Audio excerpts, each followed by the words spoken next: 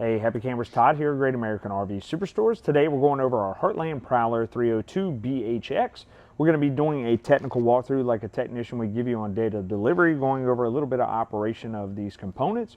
If you want a deeper dive on some of these components, some may be found on our Great American RV YouTube page under the playlist HAP's Helpful Hacks. Now on this particular unit, this one does have the corrugated sides. You'll see some with the fiberglass siding. The floor plan is going to be same, the components are going to be same, operation is going to be the same. Your unit may vary in brand name for some of these components, but like I said, if yours differs from here, you can find another video on our helpful hack section. And we'll start in the front right here. We have our manual tongue jack, can be easily upgraded to a 12-volt jack. There's 3 bolts that you would change out, and then you would also go ahead and run a wire to your battery that has an inline fuse on it. So you could go ahead and upgrade that, make life a little easier. We also have our 7-way plug here in the front. That 7-way plug is going to go into our vehicle we're towing with. That's what transfers all of our lights and everything over to our camper. We're also going to have a battery charge line from our vehicle that runs to our battery to help charge that battery while we're traveling down the road. It'll work off the alternator of the vehicle. Your 7-way is also going to have the brake control wire that's coming off of that vehicle to the brakes on the trailer, and it will activate the brakes whenever your pedal is pressed on the vehicle used to be towing. We'll also have a safety device on here. This is our breakaway cable right here. That breakaway cable is to be put on the receiver hitch itself with like a lanyard or anything. The receiver hitch is the piece where your ball hitch actually goes into. You don't want to hook it to the ball hitch. You don't want to hook it to your safety chains or anything, because if that's what fails, this cable is going to go with it rather than stay with the truck. It is intended for this cable to be pulled out of that breakaway box right there, and when it does, it will activate the brakes on the trailer and bring it to a stop. If we don't have a good 12-volt battery on our unit, that safety device is not going to work. So we have to keep that in mind. We need a good 12-volt battery maintained properly in order for that safety device to work. We want to make sure that pin is always inserted into that box properly when we're traveling, so the brakes aren't activated while we're traveling down the road. Behind that, we'll have our dual propane tanks with a dual propane regulator. You'll have a selector switch on that dual propane regulator. You'll select which tank you're using, and when that tank runs dry, that indicator will read red. But it will not interrupt your propane service. It will automatically start pulling from that secondary tank until that one runs dry too. If you notice that it is empty, you can turn that valve to the other tank to make it the primary tank and have the other one refilled so you're ready to go and when that primary one does run dry. Behind that, we'll have our storage center for our battery or batteries, and behind that we have a black box that has our battery disconnect on it. Our battery disconnect is used when we're storing our unit unplugged. So if we're storing unplugged, we disconnect that battery. That way it doesn't drain down the battery that we have up here. We go back to our camper, we have a little bit of power left. Now there will be some static drain on that battery for some of the safety devices that don't go through that disconnect, but all in all, it's going to save you some battery life. If you plug your unit in and you store it, then so it's powered up, you want to leave that battery disconnect on so your battery charge system will charge that battery while you're storing it. Here on the driver's side of our unit, we have our pass-through storage bay right here. We also have our solar charge controller right here. We are set up for solar on this unit. That solar charge controller will transfer that solar energy into charging power for our battery whenever we do have sunlight. Now, once again, if we're storing our unit unplugged, that solar power is going to come in handy. You do have a disconnect for that solar system right in here. That's what that red toggle switch is for, and that will disconnect the solar portion. It's totally separate from your battery disconnect there in the front. You can turn that one off and leave this one on if you're storing your unit unplugged, and that solar system will still charge your batteries, of course, as long as you have sunlight. Also in your front compartment, you are pre-wired for that tire link system. That way you can monitor the air pressure on your tires while you're traveling down the road. You would have to purchase the tire link system by Lippard in order for that to operate. You also notice here at the bottom we have our manual stab jacks. These are stabilizers only. You want to level your unit from left to right with the stacker blocks that can be bought at our camping store. You put those under your tires, level your unit left to right, and use your tongue jack to level it from front to back. These are meant to stabilize your unit. They're not intended to lift your unit. You don't want to raise them all the way up and have them in a straight leg form. because they will bend and break whenever somebody's walking around in that unit. We want them in a nice diamond shaped form, and in order to do that, you can get more stacker blocks, put it under it to help get that proper form. If we don't do that, any damage that occurs isn't going to be covered under our manufacturer warranty. Here we're on the back of our slide, still on the driver's side of our unit. Our slide is an electric slide, so whenever it operates, there is an electric motor under the underbelly that is operating that slide in and out. You want more information on that? We do have that in our YouTube section. We have our city water connection right here. This is if we have a hose bib at the campground. We'll go ahead and run a hose from that hose bib over to here, turn it on, and that's going to supply water to our camper, all our faucets and everything in there. We have our 30 amp twist lock plug right here. That twist lock plug is going to provide power from our shore power connection. So we want to plug it in right here, twist it in, turn it to the right, and then we have that retainer ring we want to go ahead and tighten up. That way that plug doesn't fall out or be left loose in there. That can cause some arcing on that plug and short out some systems. So make sure it's nice and tight and secure in there. Then we go to plug it in at our campground, and we also want to make sure that our AC is off so it doesn't cause any surges to our compressor on there. Down below our power cord, we have our dump station. So we'll take this cap off right here, hook up our hose, and go to a dump station or our sewer outlet at the campsite. As long as we have that secure, we can open these valves and dump them. We have our gray tank and our black tank right here. Our gray tank is strictly our sink water and our shower water, and our black tank is going to be our sewage water from our toilet. So the difference in that is we can leave our gray tank open all the time whenever we are out camping, as long as we have that hose connected. Of course, if we don't, we go ahead and leave that valve shut off until we get to a dump station. Our black tank, however, we want to leave that valve closed until that tank is full or we're ready to dump. Reason being is the solids in there, the toilet paper, so on and so forth, will dry up if we don't have some water in that tank, and it will cause us some issues later on down the road when it comes to drainage. So we keep that valve closed all the time until we're ready to dump. Now let's talk about the procedure for dumping that black tank. We have our hose hooked up once again, ready to dump. We open that black tank valve and we allow that sewage to drain out of our system. Now on the other side of our unit, on the side, we're going to have our spigot where we can put a water hose to it, and then we turn our water on. That is our black tank flush. That black tank flush is basically a little jet nozzle on the other side of the tank that's going to help push anything that's left in that tank down the way and out of our hose. Now it does a pretty good job. There is another step you can do as far as flushing out that tank. You can close this valve off and let it fill up with a little bit of water and then open it back up.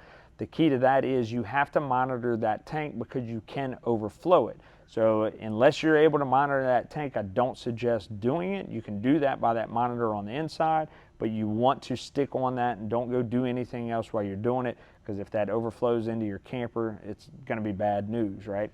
So do that, put a little bit of water in it, open that valve, and let that tank flush out again. Do that several times. You'll notice that debris is starting to come out and your water is starting to get clean. Now once we're done, we can do one of two things. We can close that valve off, let that black tank flush run for about 30 to 60 seconds and fill it up with a couple gallons of water, or we can close it off, shut our black tank flush off, and go and fill it up from our toilet. Regardless, we need to keep several gallons of water in there, and what's going to happen is while we're traveling down the road, it's going to bounce around in there and help knock any debris or anything that's on the wall, maybe stuck to our sensors. It'll knock all that stuff down. We also want to go ahead and add chemical at that time as well to help keep that tank sanitary. If you're taking extended trips, you want to go ahead and add some chemical throughout the period that you're on that trip too, to help keep the smell and help decompose anything that's in there as well. On the rear of our unit, we have our park cable right here. We lift that cap, we have a coax connection. That's going to come from our campground if we have cable over there. Run that coax over to here and we can scan for cable channels on the interior of our unit. Our bumper can also be used as a storage center for our sewer hose. We pull those caps off the end, we can slide our sewer hose in there and store it. And on the top right here, we see we're pre-wired for that Furrion backup camera system, which would be a Bluetooth system. This provides power to it. It'll power up that camera, and you have a separate screen in your truck so you can see what's behind you while you're traveling down the road. Now, we don't have factory supplied ladders on the back of our Prowler, but we will notice right around the corner here, we do have that Lippert on-the-go ladder system. which is a bracket that's mounted up top, we can purchase that telescopic ladder and gain access to our roof. Now we need to do that because we need to be checking our roof every 60 to 90 days, as well as our trim and everything where we have sealant. So we have sealant on the roof, we have sealant on the trims, and anywhere basically where there was a hole put in our unit, we have sealant around it. We need to be checking for peeling, cracking, decomposing of those sealants to make sure that we are cleaning them and reseal it after that so we don't have any water intrusion. We also need to check our rubber and maintain that every so often as well to ensure that the rubber is staying clean and conditioned, and we also want to make sure that no trees have poked any holes in our rubber up there. Manufacturers are not going to cover these items if they're not maintained properly. This helps maintain your unit and make sure that you don't have any water damage to it later on down the road. It's kind of like taking care of your car. You have to change your oil every so often.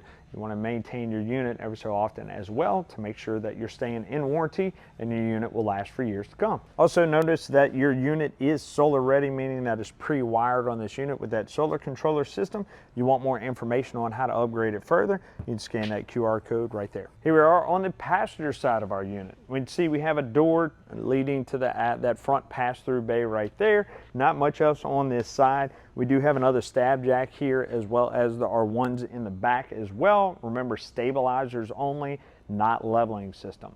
We also have our 12-volt awning up here, powered from our battery system. If we have any issues with that, we can go to that convenience center on the inside that has our breaker panel as well as our 12-volt fuses. We can check and make sure that none of those fuses are blown. And we also have our awning lights that are 12-volt operated too. Now the thing about our awning is we want to make sure that it is pitched. That way any dew or light rain can drain off of it. So in order to do that, we have a little turn knob right here. We turn that knob to loosen it, and we pull down on that awning, and then we tighten it back up. This pitches our awning, that way that can drain off. We're also talking about like AC condensation runoff that comes out of that AC. That might get on that awning too. If that water pools up on that awning, it will collapse and be considered an insurance claim. So I want to make sure that we're doing that whenever we are out camping. To put our awning back in the appropriate position before we roll it in, we loosen that knob, allow it to go up, and we're good to go. Say we can do light rain and everything on our awning. It is meant to be a sunshade only. That pitch is just so water can run off of it. If you got a good storm coming in, you want to roll that awning in. You certainly don't want to leave it out because the wind and rain will take it away. You got a storm coming, roll it in. You're leaving your camper for an extended period of time, roll it in. Trust me, you don't want to be caught with it being damaged and having to pull that thing off and deal with the repairs, because once again, that can be a costly insurance claim. We'll notice on our entry door, we do have a magnetic latch right there that holds that entry door open. And here we have our manual steps, pretty easy to operate. Grab the bottom one first and then grab the second one, and we can store them to pull out. You have your pull points with those handles. We want to lubricate those hinge points on here with silicone spray. I don't suggest WD-40 because dirt and grime tends to stick to that, especially when we're traveling down the road. Everything gets kicked up, and that will actually make our hinge points harder to operate. So make sure we're using silicone spray on those hinge points, and if we have any chipping of paint or anything like that, get some black spray paint and spray it on there. That way that system doesn't rust. We do have our grab handle right here. We can turn that and store it while we're traveling down the road, pop it up and turn it. That way we have extra safety as we're going up into our unit. You will notice that little coax port right next to the door. That is for your outdoor TV. You can catch air channels and cable channels on that outdoor TV, and to power it up, you have our 110 outlet system right here that is GFCI protected. If that outlet right there or in our kitchens, anything that says GFCI protected isn't working, we're going to go to that main GFCI outlet that will cover on the inside to check to see if it needs to be reset. Now above me, we do have a vent right here. That vent is for our fan hood over our burner stove. In order for that to actually ventilate out, of course you'll have to turn the fan on the outside, but there's two tabs right there. We want to push those tabs and open that vent, otherwise that air isn't going to actually exhaust. Those tabs are there, that way when we store our unit, we can close the vent and keep any insects or rodents from building a nest in there. So as we move down, we'll notice our freshwater connection, little black cap. We turn that cap, open it up, we can take our water hose and put it in there and fill our onboard water tank system. So that is used whenever we are dry camping. We're going somewhere where we know we don't have a hose connection. We have that onboard water already on our unit, and we click on our 12-volt water pump on the inside to be able to retrieve that water from that tank to our faucets. Now this is added extra weight to your unit, so think about how much you're actually going to need. I don't suggest filling that tank up unless you know you're going to need it. Better safe than sorry, whatever you prefer. Just know it is, of course, added weight to your unit. Keeping that in mind, if we want to empty that system, we do have a blue hose sticking out right under here. If we open that hose up, that will drain out our fresh tank. And we want to do that every so often anyways. That way that water doesn't become stagnant while it's sitting in there. If we don't need it, just drain it out. You also notice over here to the left of your steps a little hole in the J-wrap. There is a crank handle in our compartment that we can put through here and manually bring our slide out in the event that it is stuck, that motor goes out, something like that. Put that crank handle in that hole right there, and we can drive that slide out in so we're not stuck at the campground. We'll also notice one single blue line right down here at the bottom to the left of the fresh tank drain. That is another low point drain for our system. We have two more under the J-wrap right in front of our rear stabilizer jack. That is to drain the water out of our system, all of our pipes and everything through there. That way we can winterize our unit. We're preparing it for winterization, and to get that antifreeze out of there, we need to get our water out first. We'll notice this little silver cap right here. That is our furnace exhaust. We have a Suburban furnace in here. That is a gas operated appliance. And we'll notice this piece of metal right here will get a little hot, so keep that in mind anytime you're out here camping around it. So as we talked about those low point drains, you'll see a red and blue line right under the J-wrap right here. That are also low point drains. They have little valves. You open them up, drain that water out. We'll notice here, this is that point that we were talking about, little water bib. That is where we'll hook that hose up for the black tank flush whenever we're flushing out our sewage system. So that's where we'll go to for that. And we have our water heater system. This is a Suburban water heater. We'll have electric as well as gas option on here. We have more information on a deeper dive of that in our Helpful Hacks section on YouTube, but we'll go over a little bit on how that operates when we hit the inside. So we'll notice right when we walk into our entry door, we have our control center right here. This is where we monitor all of our tanks that are in the unit. So we may see multiple black tanks and multiple gray tanks. They vary by model. It's just a generic panel that they put in here. On this particular unit, we only have one black and one gray. Below that, we'll see that we have our water pump system. That's that 12-volt water pump that is going to pull out of our freshwater tank. The only time we need to use that is if we, once again, don't have a city water connection and we need that water out of that tank, we'll kick that on. Now, it's only going to operate on demand whenever we turn our faucets on. If you hear it continuously running and we don't have water on, you want to shut that off. That either means that we have a leak or it means that our tank is dry, so we want to avoid burning up that pump. If we have that city water connection, leave that water pump off. Here is our water heater switches. We have LP gas and electric. If we want to use LP, of course, we do have a 30 amp system if we're trying to reduce the amount of electric that we're using so we don't over amp our 30 amps. We want to go ahead and use that gas. Make sure your propane is full, and I highly suggest we bleed the air out of that. We'll go over that when we get to our stovetop system. So the way it works, you just kick it on. Once again, make sure your propane is on. We'll see a DSI fault light that pops up right there.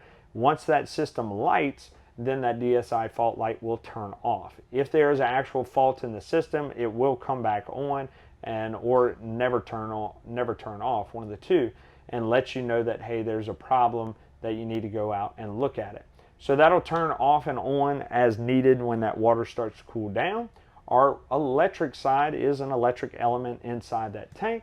Simply just kick it on. That's only going to work if we have shore power plugged in, and that will go in and heat your water. Now you can kick both of them on at the same time if you want to help heat that water a little bit quicker. There's no problems with that.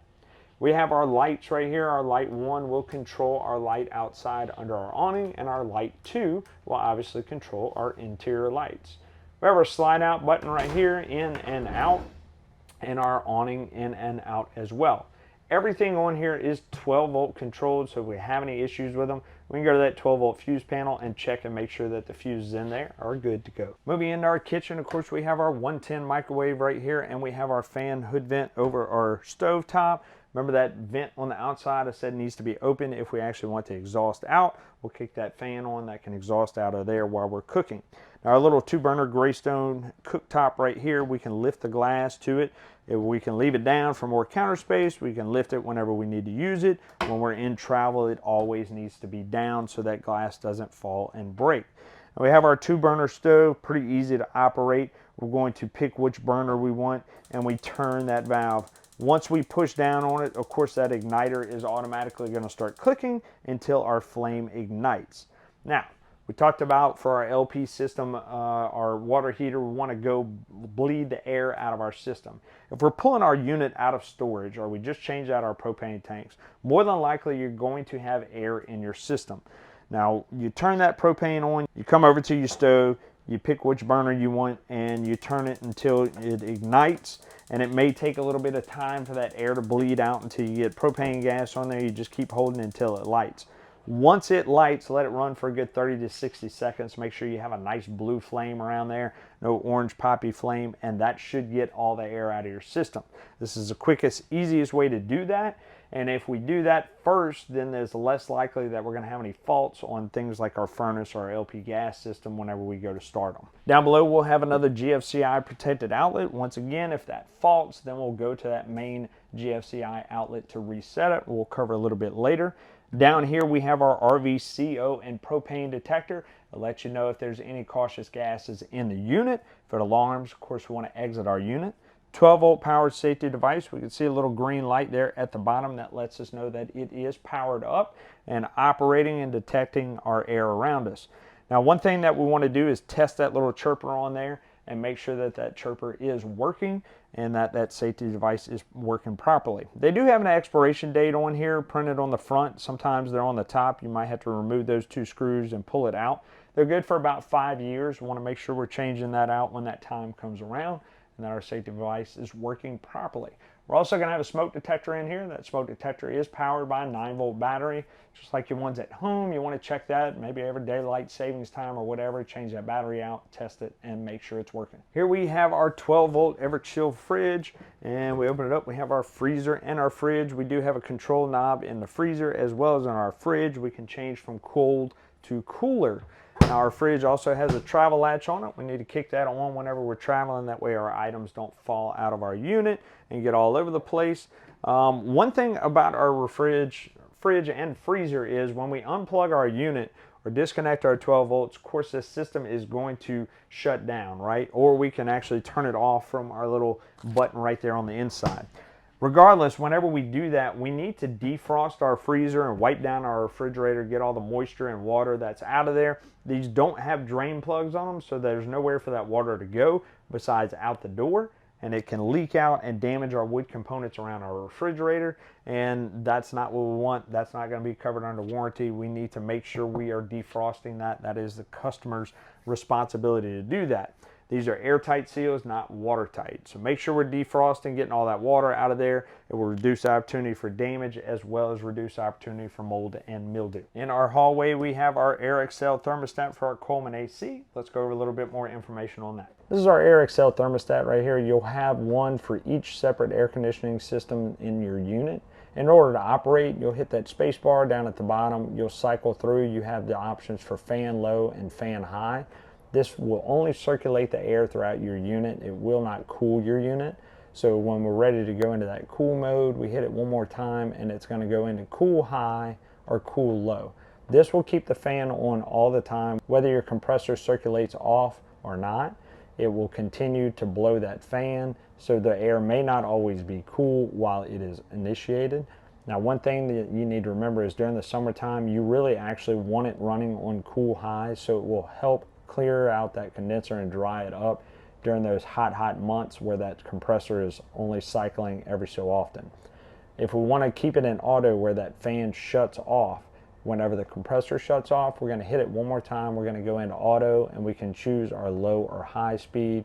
Once again, that fan shutting off when the compressor shuts off and it's done cooling. For your central thermostat, more than likely in your living room area, you will have that heat option that will initiate the furnace as well.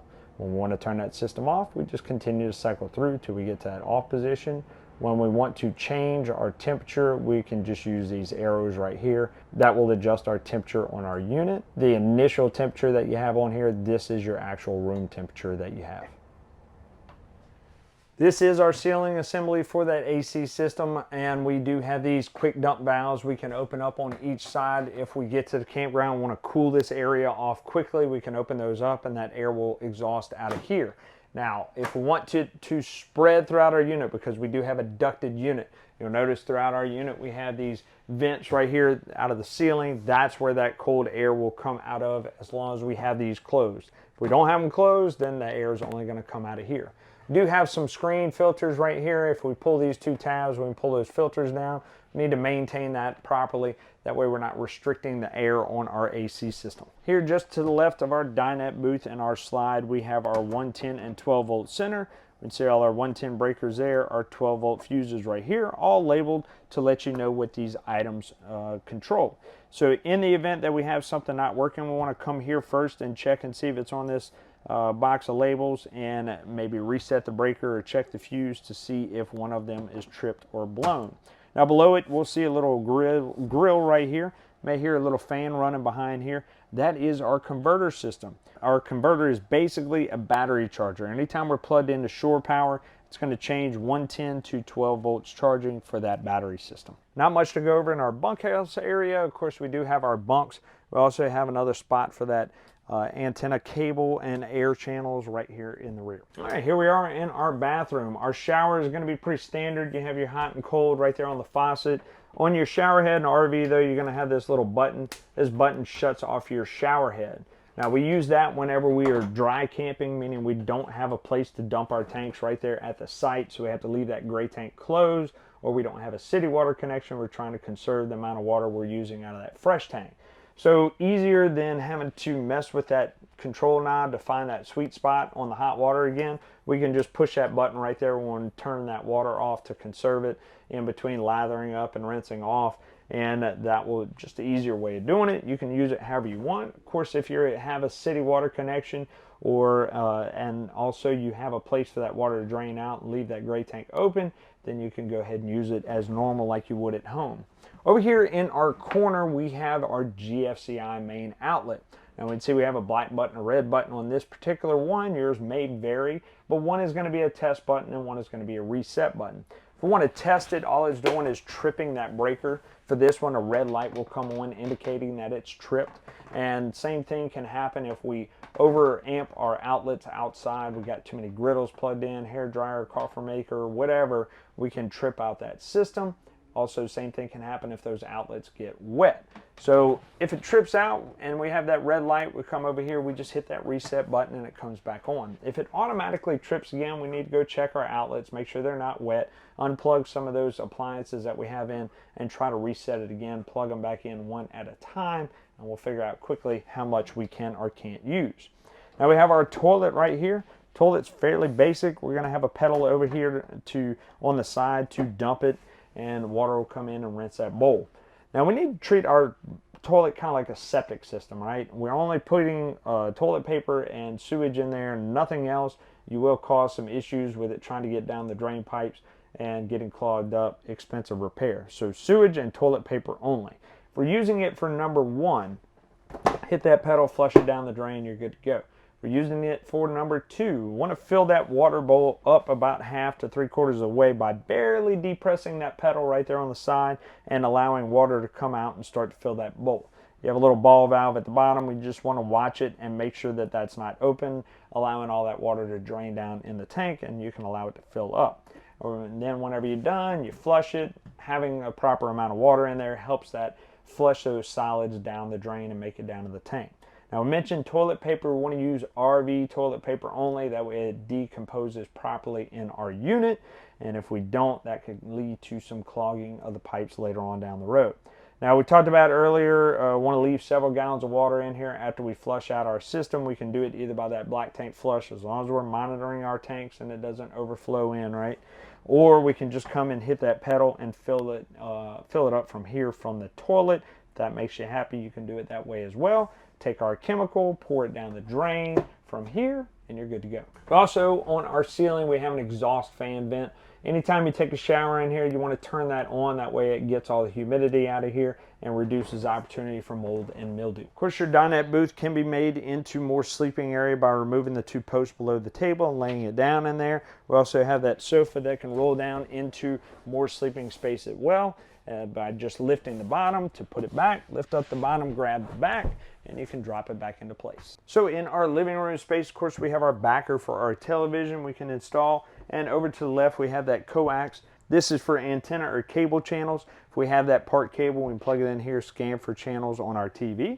If we're using antenna or air channels, we want to push that little button in right there. That green light is going to come on. That's going to send a 12-volt boost to that antenna and help pick up more air channels. If we're scanning for cable channels, we want to make sure that light is off, so just push that button and then you can scan for those channels. Not much in our front bedroom. Of course, we do have another coax plate for another TV and a little bit of storage under our bed as well.